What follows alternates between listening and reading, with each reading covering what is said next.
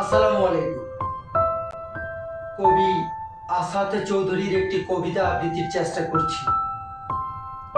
কবিতার শিরোনাম তখন সত্যি মানুষ ছিলাম।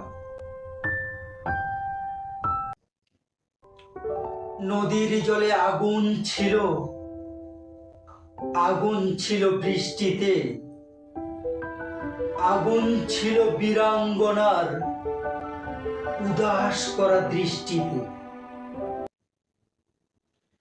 আগুন ছিল গানের সুরে, আগুন ছিল কাব্যে,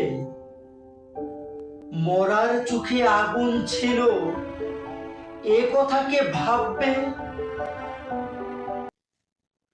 কুকুর বেড়াল থাবা হাঁকায়, ফোসে সাপের ফনা, শিংকই মাছ রুখে দাঁড়ায় জলে বালির কোনা। আগুন ছিল মুক্তি সেনার স্বপ্ন ঢলের বন্যায়, প্রতিবাদের প্রবল ঝড়ে কাঁপছিল সব অন্যায়। এখন এসব স্বপ্ন কথা, দূরের শোনা গল্প। তখন সত্যি মানুষ ছিলাম, এখন আছি অল্প।